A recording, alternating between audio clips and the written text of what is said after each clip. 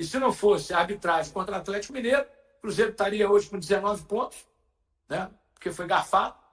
2 pênaltis na mesma jogada. A expulsão do Júnior Alonso teria que ter acontecido. O Cruzeiro foi garfado, né? Estaria com 19 pontos. Poderia ganhar do Fortaleza 22. Se o Palmeiras perder, ficaria líder com o Palmeiras, mas infelizmente o Sim não joga. Mas é bom ficar de olho na arbitragem, né? Na dúvida, eles dão pro réu. O pro réu é sempre time de Rio e São Paulo. Se der o Atlético Cruzeiro, já vou avisar logo antes, hein? Se der Atlético Cruzeiro, Cruzeiro e Atlético nas oitavas da Copa do Brasil, que traga o árbitro da Europa. Árbitro de fora, da Europa. Ou então um sul-americano que não seja brasileiro. Porque Cruzeiro e Atlético, o Cruzeiro está cansado de ser garfado. Chega, ninguém suporta mais. Foi garfado no Mineiro, aquele gol do Hulk empurrando o Fabrício Bruno, a não expulsão do Leão. E foi prejudicado no Brasileiro, o pênalti do Leão no Fabrício Bruno, o Christian ainda sofreu o pênalti no mesmo lance, e a não expulsão do Júnior Alonso. Quer dizer, prejuízo para o Cruzeiro, né? O Cruzeiro que já está com 19 pontos, está com 17. Tomaram 2 pontos dele no jogo com o Atlético. E se o Fortaleza vier com o time reserva, com todo respeito ao Fortaleza, à sua torcida e o Vojvoda, é jogo para o Cruzeiro atropelar. É jogo para o Cruzeiro atropelar, mesmo sendo lá em Fortaleza.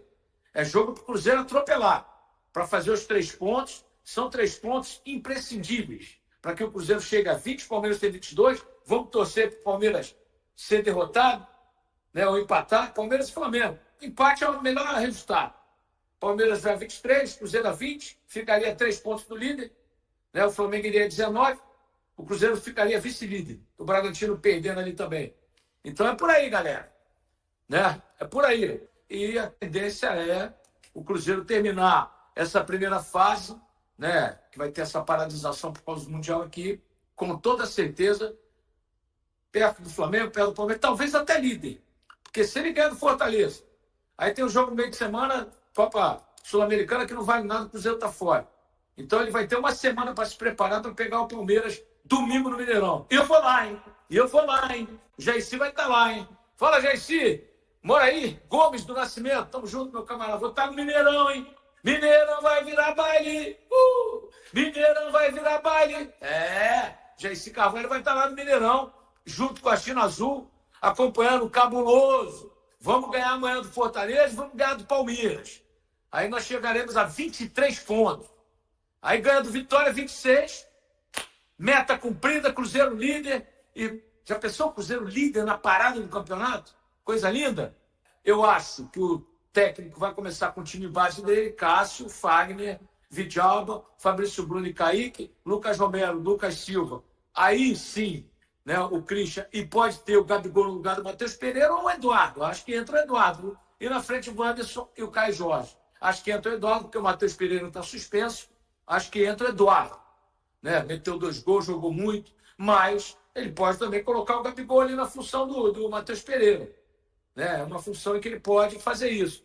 O Cruzeiro não precisa de lateral esquerda nem lateral direito. O Cruzeiro deve trazer um zagueiro, né? Deve trazer um homem para o meio campo e um atacante liberado. É isso que o Cruzeiro vai trazer, que eu imagino. Como a gente não tem conversado com a diretoria, com ninguém, mas eu imagino isso. Vai trazer um zagueiro, um homem de meio campo e um grande jogador pelas beiradas. Né? Eu acho que o Marquinhos deve ir embora. Né? Então é por aí. Mas é aquilo, né? O Cruzeiro vem crescendo no coletivo e aí o individual vai aparecendo, jogadores que estão entrando bem. O próprio Leonardo Jardim falou sobre isso, né? Que vai ficando aí, de certa forma, difícil de escalar o time, porque você tem mais opção jogando bem.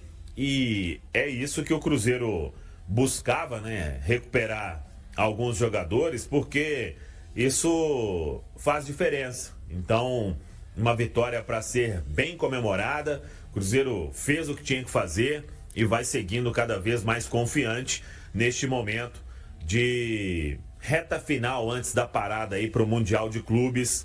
Mas é bacana ver todo mundo no mesmo barco, né? Quem entra bem, entra com muita vontade. E isso que é o fundamental. Você vê um Gabigol sendo titular e às vezes não vai marcar gol, mas vai participar de gol. Ele muito feliz, inclusive, né? Comemorando bastante. É só ver o vídeo aí do nosso Bolassi. E isso é fundamental para que o principal aconteça, né? O bem coletivo, o bem maior. o bem da instituição, do Cruzeiro no caso. Então, tá legal de acompanhar e tomara que domingo seja mais um grande jogo diante de um bom adversário que não vive um momento legal, mas tem ótimas peças. Aí estou falando do Fortaleza. Então, saio aqui de Goiânia, CJ, feliz com o que vem fazendo o Cruzeiro, com o comprometimento de todo mundo. E é seguir assim, né? Pessoal trabalhando muito internamente para que os frutos possam ser colhidos. Obviamente não tem nada conquistado, nada ganho, mas em relação àquele começo de ano, claro que ainda podemos dizer que é um começo de ano, né? Mas ali os primeiros meses de 2025, não tenho dúvida nenhuma que o torcedor já vê o cenário muito diferente, porque o começo ali, os primeiros meses, né? O torcedor que não chegou a ter medo, ele está mentindo. Beleza, CJ? Um abraço. Valeu, meu garoto. Aquele abraço pra você também. Eu pergunto pra você, o que o Lion, o Fortaleza, pode... Tá eliminado, foi eliminado no meio da semana. O trabalho do Vojvoda não tão bom como em outros anos, mas o que o Fortaleza pode oferecer de perigo pro Cruzeiro? Ano muito ruim, né? No segundo semestre o Fortaleza é bom, né? Ultimamente tem sido assim. Né? Verdade. Tem dificuldade aí no primeiro semestre, arrancada no segundo. Mas é um time de trabalho muito sólido, né, CJ? Que tem um treinador que conhece os caras, que sabe o que ele pode tirar de cada um e que já encontrou soluções em outras partidas. Coletivamente não vem jogando bem, individualmente os jogadores em geral não vivem uma boa fase, mas enfim, é um time que dentro de casa é forte e que acho que pode ser perigoso para o Cruzeiro, principalmente explorando velocidade pelos lados. É um time muito rápido para fazer as transições do Fortaleza, tem pontas e laterais que conseguem chegar bem na frente, seja o Marinho, seja o Pikachu pelo lado direito, seja o Breno Lopes, seja outro atacante ali pelo lado esquerdo. É um time que tem muita velocidade pelos lados e que tem dois bons centroavantes, né?